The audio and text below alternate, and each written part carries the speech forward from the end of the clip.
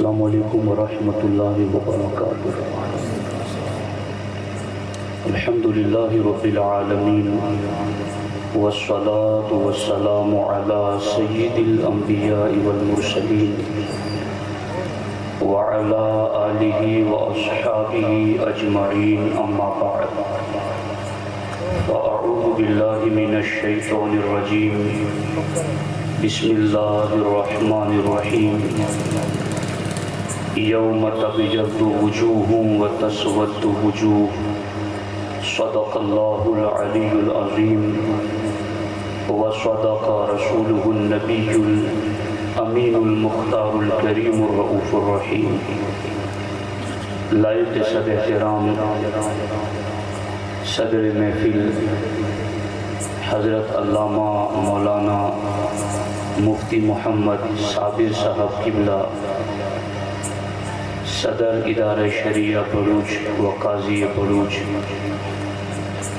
ہمارے نہایت ہی کرم فرما فخر السادات حضرت سید حشمت علی بابا صاحب قبلہ زیدہ شرفہ، رونق اسٹیج علماء کرام، حاضرین و حاضرات محفل، آئیے ہم اور آپ مل کر آغاز گفتگو سے قبل انتہائی احترام و عقیدت کے ساتھ حضور سید المرسلین، خاتم الانبیاء، شفیع المذنبین، رحمت للعالمین، خاتم المعصومین، راحت العاشقین، صلی اللہ تعالی علیہ وآلہ واصحابہ وبارک وسلم کی بارگاہ میں اپنی غلامی کا ثبوت دیں، اور جس طریقے سے میں پڑھا ہوں میرے ساتھ مل کر حضور دل کے ساتھ بآواز بلند نذران محبت پیش کریں۔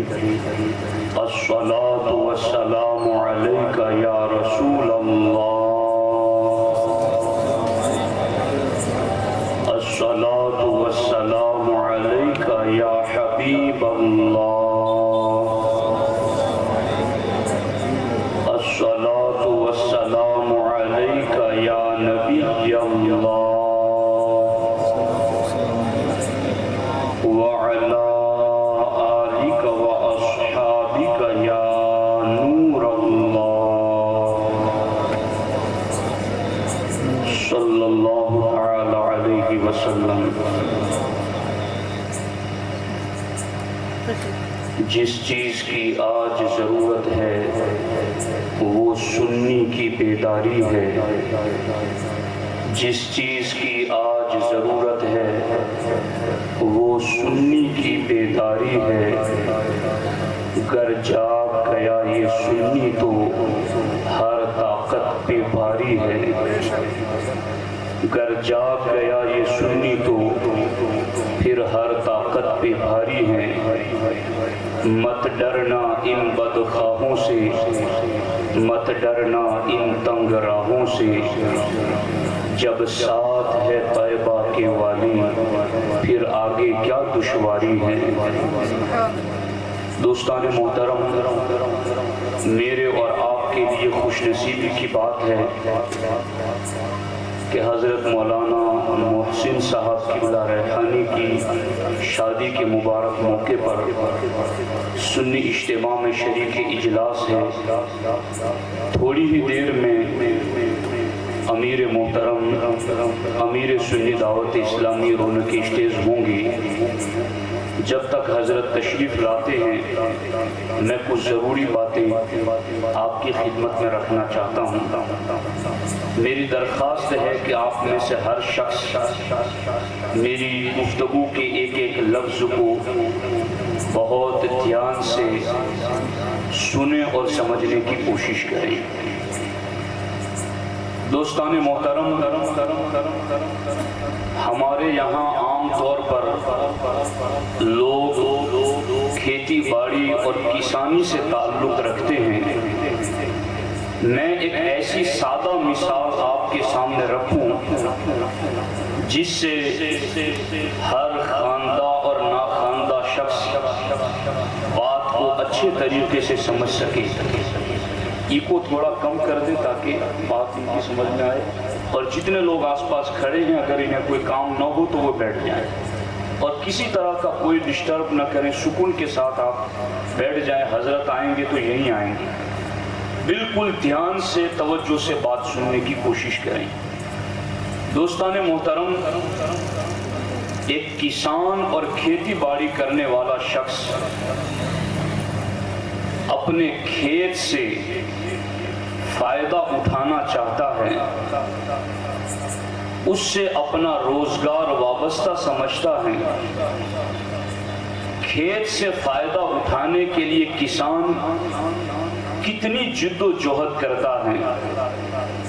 ابھی بارش کے موسم کو 4 مہینے باقی ہیں، آتے ہوئے میں نے کئی کھیت دیکھے کہ لوگوں نے جو فصل تھی اس کو کاٹ دیا اور زمین کو انہوں نے اتھل کر کے رکھ دیا ہے۔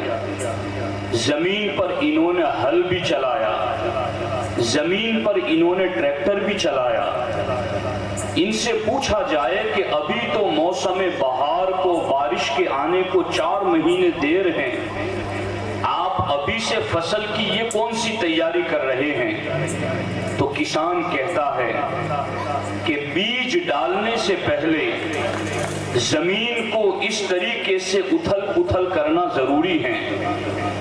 کسان بیج ڈالنے سے پہلے زمین میں ہل چلاتا ہے، ٹریکٹر چلاتا ہے، زمین میں مٹی کو اوپر نیچے کرتا ہے، زمین کا لیول برابر کرتا ہے، پانی کس طرف سے آئے گا کس طرف سے جائے گا اس کا مکمل اہتمام اور نگرانی رکھتا ہے۔ سارا کچھ وہ اس گرمی کے دنوں کے اندر اپنا پسینہ تو کیا خون تک لگا دیتا ہے، ساری محنت کریں۔ میرے سنی جنتی بھائیوں، مجھے دل سے بتانا، اگر تم ساری محنت کرو اور اس کے بعد بیج ہی نہ ڈالو اور پھر تم یہ امید لگا کر بیٹھو مولانا ہم نے تو بڑی محنت کی ہے، گرمی کے دنوں میں پسینہ بہایا ہے، ہم نے تو بڑے جتن کیے ہیں، گرمی کی شدت نہ دیکھی، دوپہر کی بھوک نہ دیکھی، اور محنت کر کے زمین کو تیار کیا ہے، اب بیج نہیں ڈالا تو کیا ہو گیا؟ دیکھنا بیج کے بغیر بھی ہماری فصل کیسے اگتی ہے، ہمارا کھیت کیسا ہرا بھرا ہوتا ہے۔ کیا کسانی کرنے والوں میں سے کوئی بھی کسان، اگرچہ آپ قرآن کی آیتوں کا ترجمہ نہیں کرتے، اگرچہ آپ احادیث طیبہ کو رات دن نہیں پڑھتے، اگرچہ آپ فقہ کے اصول، ضوابط اور قوانین کو نہیں پڑھتے، مگر کیا کسانی کی یہ مثال آپ کی سمجھ میں نہیں آتی؟ کیا کھیتی باڑی کی یہ مثال آپ کے ذہن و دماغ میں نہیں آتی؟ درود شریف پڑھ لیں ایک مرتبہ۔ اللہم صلی علی سیدنا و مولانا محمد و آلہ و صحبہ و بارک وسلم۔ اللہم صلی وسلم و بارک علی سیدنا و مولانا محمد و آلہ و صحبہ و بارک وسلم۔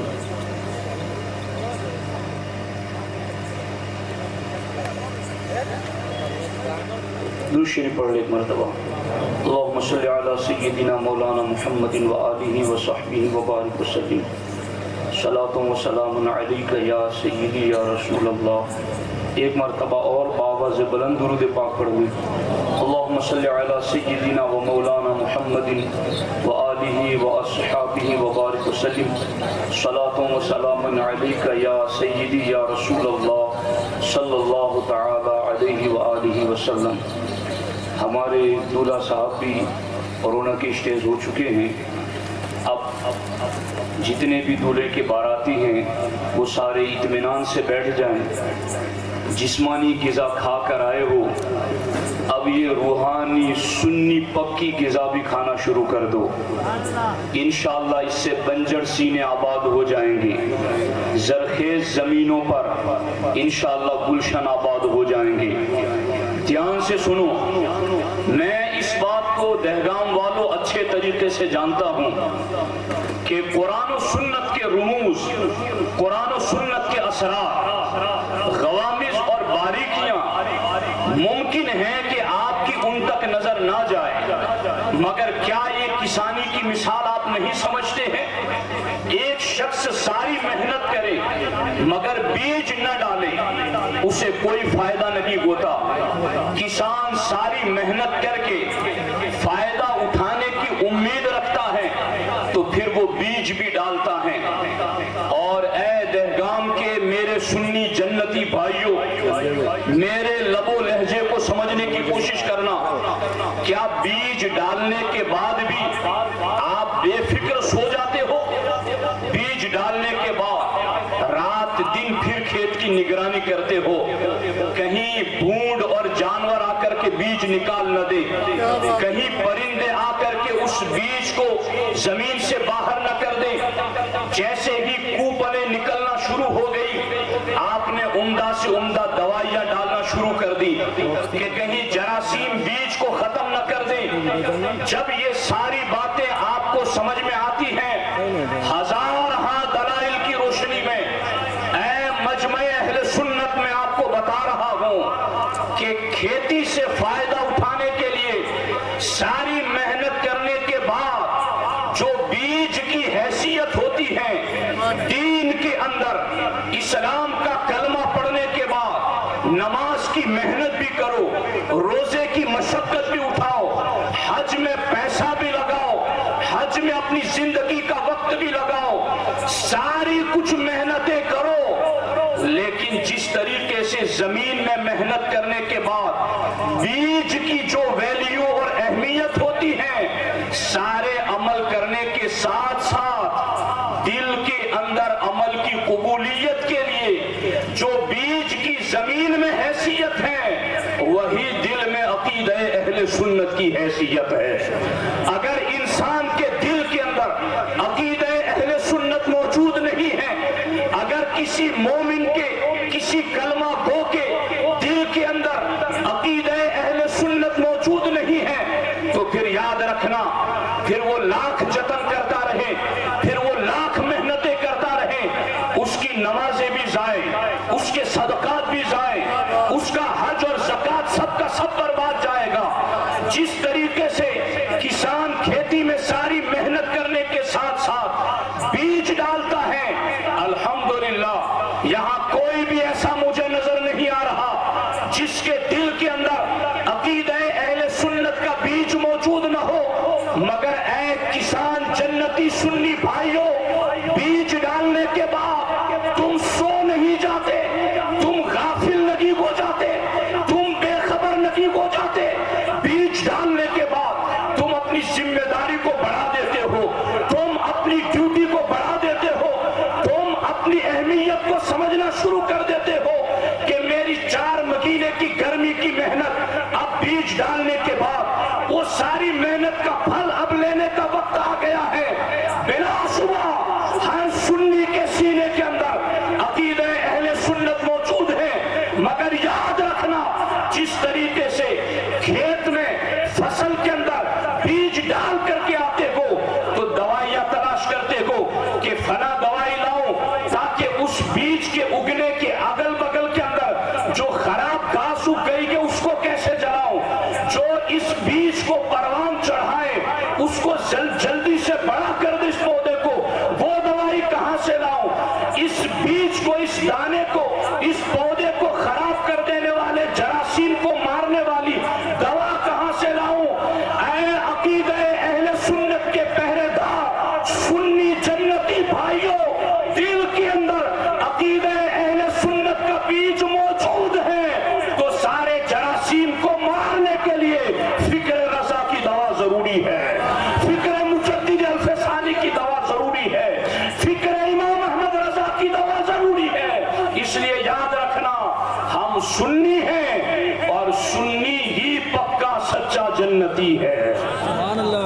یاد رکھنا، یہاں پر میں آپ کے سامنے بات کر رہا ہوں قدوۃ الکبریٰ کی، غوث العالم کی، ہمارے سلسلہ اشرفیہ کے بانی اوحد الدین قدوۃ الکبریٰ، سرخیل سلسلے چشت اہل بہشت مخدوم سید اشرف جہانگیر سمنانی رضی اللہ تعالیٰ عنہ کی میرے مخدوم پاک نے لطائف اشرفی میں کیا لکھا ہے؟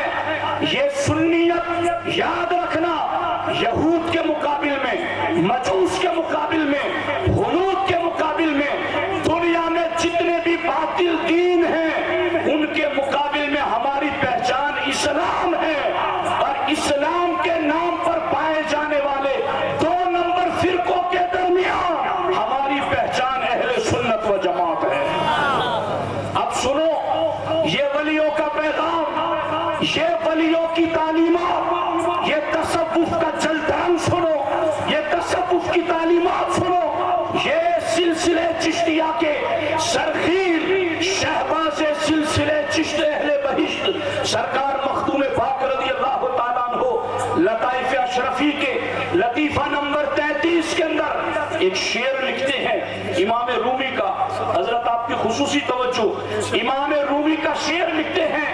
امام رومی فرماتے ہیں، اور مخدوم پاک نے اس کو لطائف اشرفی کے لطیفہ نمبر 33 میں صفحہ نمبر 219 میں یہ بات لکھی گئی، میں تمہیں یہ بھی بتانا چاہتا ہوں، کوئی ولیوں کی بات کرے اور سنیت کی بات نہ کرے تو انہیں بتانا کہ ولیوں کا یہ پیغام سنیت والا ہے۔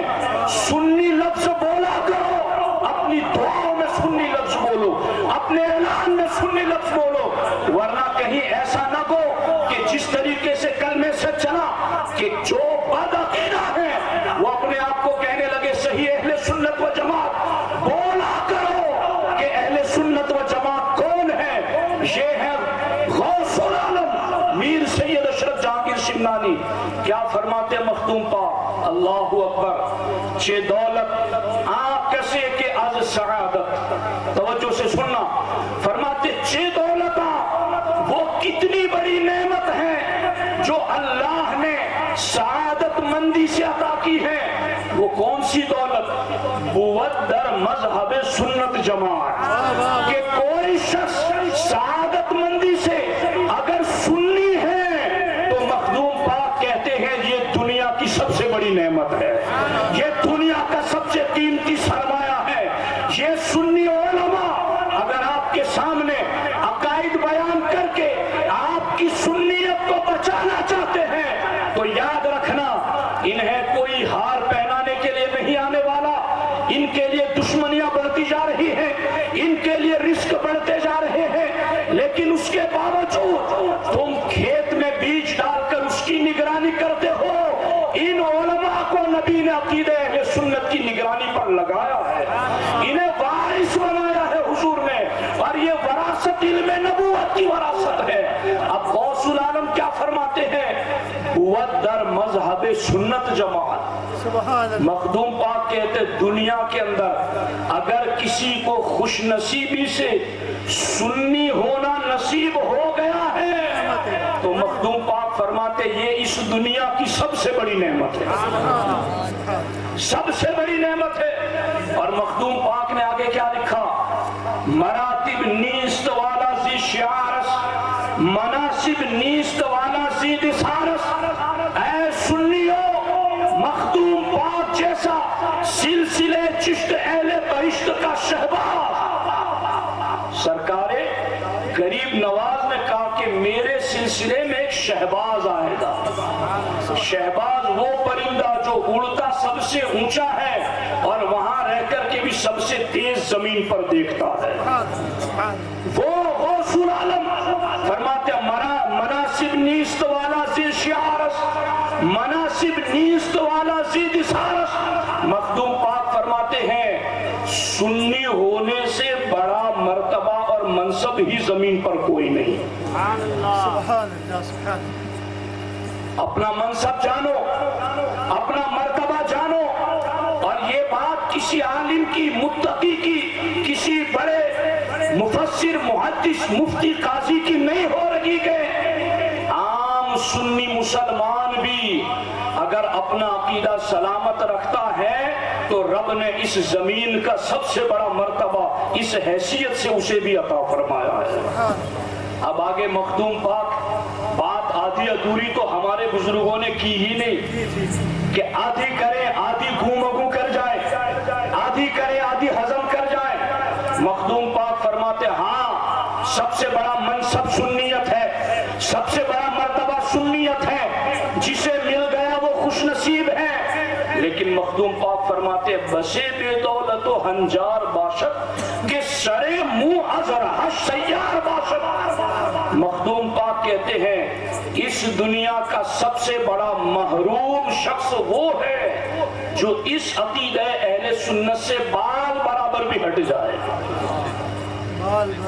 سرے منہ از رہا سیار باشد، اس سنیت کی راہ سے جو بال برابر بھی ہٹے گا، مخدوم پاک فرماتے ہیں وہ اس دنیا کا سب سے بڑا محروم انسان ہے، سب سے زیادہ دھتکارا ہوا انسان ہے۔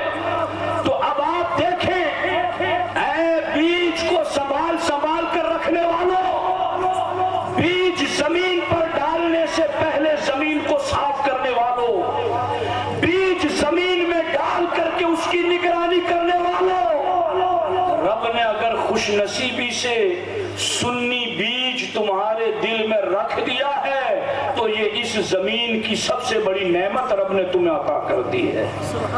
اب اس کی حفاظت کرنا ہماری تمہاری ذمہ داری ہے۔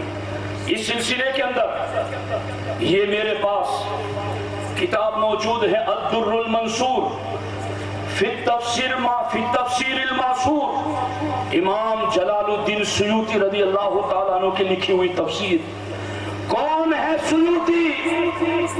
اگر کسی کو جیتے جاگتے دربار رسالت کی حاضری ہو جائے، گنبد خضرا دیکھ لے، وہ سعادت مند ہے۔ کسی کو خواب میں حضور کا جلوہ نظر آ جائے تو وہ تو بڑا قسمت والا ہے۔ سبحان اللہ۔ یہ وہ بزرگ ہیں جنہیں ایک مرتبہ نہیں، دو مرتبہ نہیں، 10 20 30 40 مرتبہ نہیں، یہ خود ارشاد فرماتے ہیں کہ مجھے کھلی آنکھوں سے 72 مرتبہ اللہ کے رسول کی زیارت نصیب ہوئی ہے۔ یہ وہ امام جلال الدین سیوطی، یہ آج کل کے عالم نے کی۔ میں نے ایک صوفی کی مثال پیش کر دی، ایک ولی سلسلے چشت کے سرخیل شہباز کی مثال پیش کر دی۔ اب میں اہل علم کی مثال پیش کر رہا ہوں۔ امام جلال الدین سیوطی رضی اللہ تعالیٰ عنہ، یہ کتاب ہے، اس کی 3ری جلد ہے، صفحہ نمبر 111 ہے۔ اس پر امام جلال الدین سیوطی نے تفسیر کی ہے اور تفسیر میں حدیث ذکر کی ہے۔ سنی ہونا کتنی بڑی نعمت ہے۔ قرآن کہتا ہے یوم تبیض وجوہ وتسود وجوہ، قیامت کے دن کچھ چہرے روشن اور چمکدار ہوں گے اور قیامت کے دن کچھ چہرے مرجھائے ہوئے غمگین تاریک، ظلمات بعضها فوق بعض، بالکل اندھیر نگری ہوں گے ان کے چہرے۔ یہ کون لوگ ہوں گے جن کے چہرے روشن ہوں گے؟ وہ کون لوگ ہوں گے جن کے چہرے سیاہ اور کالے ہوں گے؟ یہ تفسیر ہے۔ فرماتے گئے اس کے اندر کہ امام ابو نصر نے الابانہ میں بھی اس حدیث کو لکھا، خطیب بغدادی نے اپنی تاریخ میں بھی اس کو لکھا، امام لالکائی نے السنہ میں بھی اس کو لکھا۔ کیا ہے یہ حدیث؟ حضرت عبداللہ ابن عباس اہل بیت کے فرد ہیں، فرماتے گئے یہ قیامت کے دن کچھ چہرے سفید ہوں گے۔ یہ کن کے چہرے سفید ہوں گے؟ فرماتے ہیں تب یدو وجوہ اہل سنت والجماعہ، قیامت کے دن سنیوں کے چہرے روشن اور چمکدار ہوں گے، نور آنکھوں پہ تو چہروں پہ اجالے ہوں گے، مصطفیٰ والوں کے انداز نرالے ہوں گے۔ سنیوں کے چہرے، عقیدے کی چمک، عقیدے کی نورانیت، عقیدے کی جلتن، عقیدے کی روحانیت۔ آج اگر کوئی کسی خطے کا ہے، کسی خطے کا ہے، کسی کا رنگ کیا ہے تو کیا ہے، لیکن یاد رکھنا جس نے عقیدہ اہل سنت پر پہرا دیا ہوگا، جس نے اپنے دل کی زمین کے اوپر عقیدہ اہل سنت کے بیج کو سنبھال کر رکھا ہوگا، اس کے چہرے کو پرنور بنا دے گا، اس کے چہرے کو روشن اور منور کر دے گا، اس کے چہرے کے اندر روشنی آ جائے گی۔ وَتَسْوَدُّ وُجُوهُ أَهْلِ الْبِدْعِ وَالْأَهْوَاءِ۔ عبداللہ ابن عباس فرماتے ہیں بد مذہب، بد عقیدہ، فرماتے ہیں بد عقیدوں کے چہرے قیامت کے دن تاریک اور اندھیر نگری ہوں گے۔ تم کتنے خوش نصیب ہو سنیوں، رب نے تمہیں سعادت مندی سے کتنی بڑی نعمت عطا کی ہے۔ یہ ہے سنیت جو یہاں بھی روشن ہے، قیامت کے دن بھی روشن ہوگی۔ اور یہ پیغام سنیت کا کہاں سے چلا؟ غور سے سننا۔ الکامل کے اندر امام حسین رضی اللہ کو تعالیٰ عنہ کربلا کی سرزمین کے اوپر یزیدیوں کے سامنے کھڑے ہیں، اور یزیدیوں کے سامنے خطبہ دیتے ہوئے امام حسین نے کیا پیش کیا تھا؟ اے سنیوں، دل کی تختی پر امام حسین کے اس خطبے کو لکھ لو۔ زندگیوں کے اندر جب تک جیو گے زندگی مشکبار رہے گی، اور یہ لفظ یاد کر کے قبر میں گئے تو قبر بھی روشن ہو جائے گی۔ کیا فرمایا امام حسین نے؟ سامنے کلمہ پڑھنے والے، سامنے بھی داڑیاں رکھنے والے، سامنے بھی اسلامی چہرے مہرے کے اندر کلمہ دونوں طرف پڑھا جاتا، اذانیں دونوں طرف ہو رہی تھی، لیکن اس وقت امام حسین رضی اللہ تعالیٰ عنہ نے کون سا خطبہ پڑھا؟ کیا بات کی؟ جو حق کا معیار، یہ کوئی دہگامی فلسفہ نہیں، یہ کربلائی مشن ہے، یہ کربلائی پیغام ہے، یہ کربلائی عظمتوں کا تسلسل ہے۔ امام حسین نے سارے یزیدیوں کے سامنے برملا کھڑے ہو کر کے یہ کہا تھا، اے یزیدیوں، تمہیں یاد ہونے کو میں تمہیں بتا رہا ہوں کہ میرے نانا جان نے مجھ حسین کو اور میرے بھائی جان حسن مجتبیٰ کو کیا کہا کہ قال النبی صلی اللہ علیہ وسلم لی ولی اخی انتما سیدہ شباب اہل الجنہ وقرۃ عین اہل السنہ۔ امام حسین نے کربلا کی دھرتی پر یہ اعلان کیا، اے یزیدیوں، تمہیں نہیں پتا تو پتہ لگا لو، تم نہیں جان دو تو جان لو، میرے نانا جان نے میرے بارے میں اور میرے بھائی حسن کے بارے میں یہ فرمایا ہے کہ تم دونوں جنتی جوانوں کے سردار بھی ہو اور تم دونوں سنیوں کی آنکھوں کی ٹھنڈک بھی ہو۔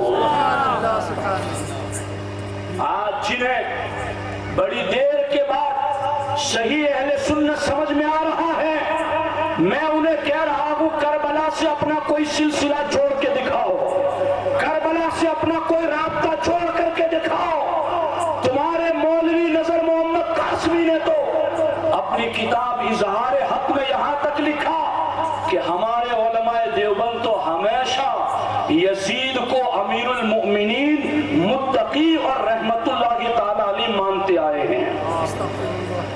کس منہ سے اہل سنت ہونے کی بات کر رہے ہو؟ اور میں سنیوں تمہیں بھی بتا رہا ہوں، میں حضرت قبلہ صاحب کی خصوصی توجہ چاہتا ہوں۔ آج اگر کوئی کمپنی ہو اور اس کمپنی کا کوئی ٹریڈ غلط استعمال کرے تو کیا وہ کرنے دے گا؟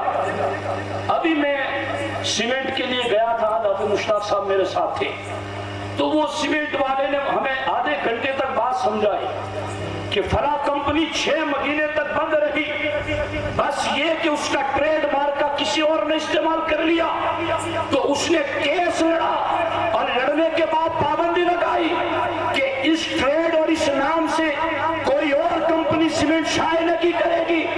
یہ دنیا داری ہے کہ جہاں لوگ اپنا ٹریڈ استعمال نہیں کرنے دیتے۔ سنیوں، تم وہ سنیت کا سچا بیج رکھتے ہو جو مدینے سے کربلا اور بغداد اور اجمیر سے ہوتا ہوا ہم تک پہنچا ہے۔ ہم یہ استعمال کسی کو کرنے نہیں دیں گے، اور اگر کوئی آئے گا تو ہم میدان میں کھڑے ہوئے ہیں، ہم بھاگنے والے نہیں، دلائل کی صورت میں بات کرنے والے ہیں۔ ہم امام احمد رضا کے غلام ہیں، ہم مجدد الفسانی کی فکری اولاد ہے، ہمارے پاس دلائل موجود ہے، اور کیا ادب ہے جس پہ حمایت کا تیرا، کیا ادب ہے جس پہ حمایت کا کو پنجا تیرا، شیر کو خطرے میں لاتا نہیں کتا تیرا، اس نشانی کے جو سگ ہے نہیں مارے جاتے، حشر تک میرے گلے میں رہے پٹا تیرا۔ نعرہ تکبیر، نعرہ رسالت، علماء اہل سنت، عقائد اہل سنت، نعرہ تکبیر، نعرہ رسالت۔ دوستان محترم، غور کرنا، سنی ہونے کی شان کیا ہے؟ یہ میرے ہاتھ میں کتاب ہے جامع المزمرہ، اس کے اندر حضرت مولا علی رضی اللہ کو تعالیٰ عنہ کی روایت موجود ہے۔ حضرت مولا علی فرماتے ہیں المؤمن اذا احب السنت والجماعہ، کہ جب کوئی شخص سنیت کو پسند کرتا ہے، دھیان ہے ادھر میرا، سنیوں تمہارے بیچ کی حفاظت کی بات کر رہا ہوں، ہم نے تو بڑے خطرے مول رکھے ہیں، اور ہم نے تمہارے بیچ کی حفاظت کے لیے، تم تو اپنے کھیت میں رکھے ہوئے بیچ کی حفاظت کرتے ہو، ہماری ڈیوٹی ہمارے نبی نے لگائی ہے، اگرچہ ہم بہت گنہگار ہیں مگر ہمارا رشتہ کسی بھی حیثیت سے وارث نبی ہونے سے جڑ گیا ہے۔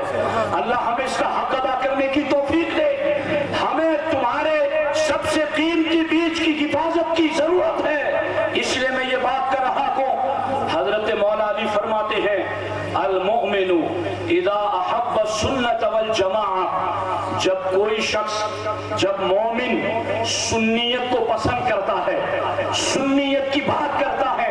میں نے ایک شخص سے کہا کہ تم دعا کرتے ہو تو دعا میں بھی تمہارے کبھی میں نے سنی لفظ نہیں سنا، تم اعلان کرتے ہو تمہارے اعلان میں بھی کبھی سنی لفظ نہیں سنا، تم تقریر بھی کرتے ہو تو کبھی تمہاری تقریر میں بھی سنی لفظ نہیں سنا۔ انہوں نے مجھے سامنے سے جواب دیا کہ یہ تو دیوبندی بھی اپنے آپ کو سنی کہتے ہیں۔ میں نے کہا آپ انہیں سنی مانتے ہیں؟ اگر آپ انہیں سنی مانتے ہیں تو پہلے میں مناظرہ آپ سے کروں گا اور پھر ان سے ہماری بات ہوگی۔ سنی لفظ کتنا ضروری ہے، سنیت کو پسند کرو۔ مولا علی کہتے ہیں اذا احب السنت والجماعہ، جب کوئی مومن سنیت کو پسند کرتا ہے تو آگے مرتبہ کیا ملتا ہے؟ استجاب اللہ دعاءہ، اللہ اس کی دعاؤں کو قبول فرماتا ہے۔ آگے کیا مرتبہ ملتا ہے؟ وقضا حوائجکم، جب کوئی سنیت کو پسند کرتا ہے تو اللہ اس کی حاجتوں کو پورا فرما دیتا ہے۔ وغفر لکم الذنوب، جب کوئی سنیت کو پسند کرتا ہے اللہ اس کے گناہوں کو معاف کر دیتا ہے۔ وَكَتَبَ اللَّهُ لَهُ بَرَاءَةً مِّنَ النَّارِ، اور دوسری جگہ ہے وَبَرَاءَةً مِّنَ النِّفَاقِ، جب مومن سنیت کو پسند کرتا ہے اللہ اس کو منافق ہونے سے پاک کر دیتا ہے۔ اللہ رب العزت اس کو نار سے، نفاق سے بری کر دیتا ہے۔ اور حضرت عبداللہ ابن عمر کیا فرماتے ہیں؟ سننا دھیان سے، حضرت عبداللہ ابن عمر فرماتے ہیں، اور یہ سرکار کا فرمان ہے، من کان علی السنت والجماعہ۔ اب یہاں غور سے سننا، دھیان سے سننا، فرماتے ہیں حضور امیر محترم تشریف لا چکے ہیں، آپ صلاۃ والسلام علیک یا سیدی یا رسول اللہ صلی اللہ تعالی علیہ وسلم۔ دوستان محترم، میں جو بات عرض کر رہا تھا، حضور امیر سنی دعوت اسلامی تشریف لا چکے ہیں، بس چند منٹوں میں اپنی گفتگو کو ختم کرتا ہوں۔ سنیت کیا ہے؟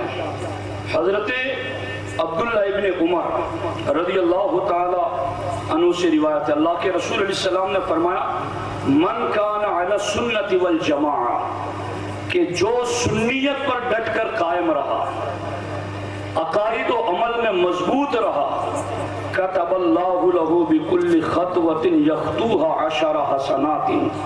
اب ایسا سنی مسجد جاتے وقت اس کی الگ نیکیاں ہیں، حج پر جاتے ہوئے اس کی الگ نیکیاں ہیں، کسی عبادت کی نیت سے نکلا تو اس کی الگ نیکیاں ہیں، لیکن بس ایسے ہی اگر وہ عقائد اور معمولات پر جمع ہوا ہے تو ہمارے آقا علیہ السلام فرماتے ہیں اللہ اس کو ہر قدم پر 10 نیکیاں عطا فرماتا ہے وَرَفَعَ لَهُ 10 درجات، اور اللہ تبارک و تعالی ہر قدم پر اس کے 10 درجوں کو بلند فرماتا ہے۔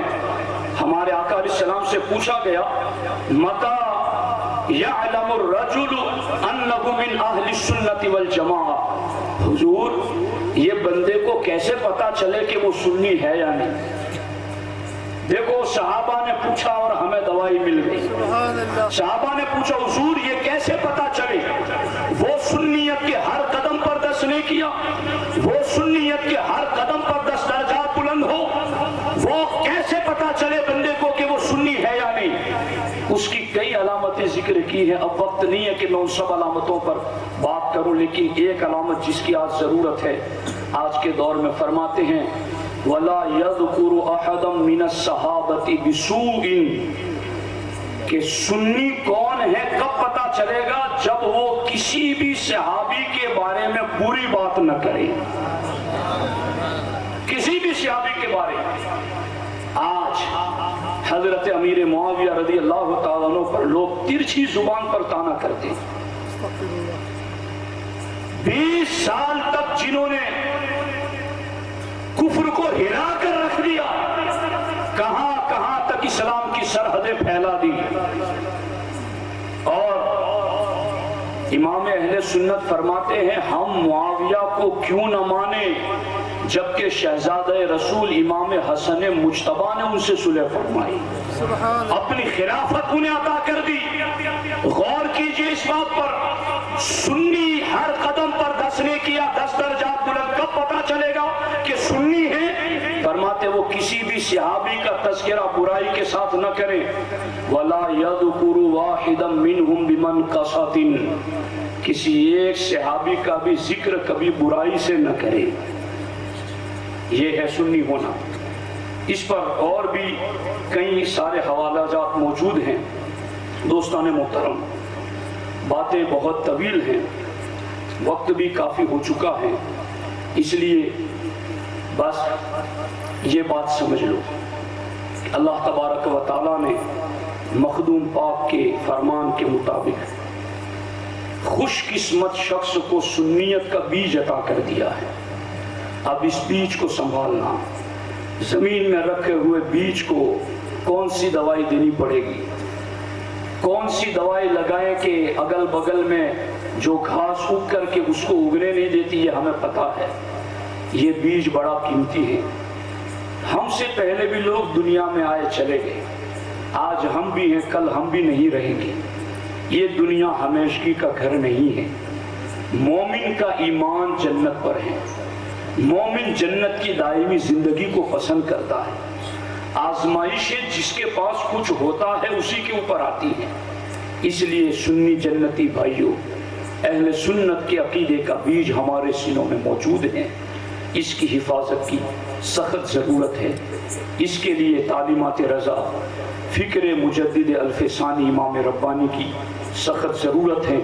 اس لیے اس نعمت کو سمجھنے کی کوشش کرو کہ اللہ رب العزت نے ہمیں کتنی بڑی نعمت عطا فرمائی ہے۔ اس سلسلے میں ایک دو بات اور بھی میرے سامنے ہے جو میں عرض کر دیتا ہوں۔ حضرت ایوب سختیانی رضی اللہ تعالیٰ تابعین کے امام ہیں، ان سے پوچھا گیا کہ کوئی بندہ، لوگ کہتے ہیں نا لکی ہے، بڑا خوش نصیب ہے یار، تو ابو ایوب سختیانی کہتے ہیں کہ تمہیں پتا ہے کہ کوئی شخص خوش نصیب ہے، اس کا تمہیں پتا کیسے چلے گا؟ ابو ایوب سختیانی رضی اللہ تعالیٰ عنہ فرماتے ہیں ان من سعادت الحدث والاعجمی ان یوفقهم اللہ تعالی لعالم من اہل السنہ۔ سبحان اللہ۔ فرماتے ہیں خوش نصیب لکی انسان دیکھنا ہو تو اسے دیکھو جس شخص کو اللہ نے سنی عالم کی سنگت عطا کر دی ہے۔ سبحان اللہ۔ سنی عالم، عقید عمل کا پختہ شخص، اگر وہ اس کو اللہ رب العزت نے کسی کو اس کی سنگت عطا کر دی ہے تو وہ خوش نصیب شخص ہے۔ اور اب یہ حدیث پاک جو میں آپ کے سامنے پڑھنے جا رہا ہوں، اس پر بھی ہمارے آقا حضور سید المرسلین صلی اللہ تعالی علیہ وآلہ وسلم نے ارشاد فرمایا النظر الى الرجل من اہل السنہ عبادت. سبحان اللہ سبحان اللہ. سنی شخص کو دیکھنا بھی عبادت ہے. اس کے پاس سب سے بڑی قیمتی نعمت ہے. اس لیے سنی کو دیکھنا یدعو الی السنہ وینہی عن البدع. وہ سنی جو سنت کی دعوت دیتا ہے، وہ سنی جو گمراہیت سے روکتا ہے، وہ سنی جو بدعقیدگی سے بچاتا ہے. ہمارے آقا فرماتے ہیں ایسے سنی کو دیکھنا بھی خدا کی عبادت ہے. سبحان اللہ. بڑی خوش نصیبی کی بات ہے، اللہ رب العزت نے ہمیں یہ قیمتی نعمت عطا کی ہے. اب اس کی حفاظت کرنا ہر مرد عورت، ہر پیر و جماع کی اپنی ذمہ داری ہے. اللہ کریم کی بارگاہ میں دعا ہے اللہ جل مجدہ الکریم ہمیں اس قیمتی نعمت کو سنبھالنے کی توفیق عطا فرمائے. السلام علیکم ورحمۃ اللہ وبرکاتہ.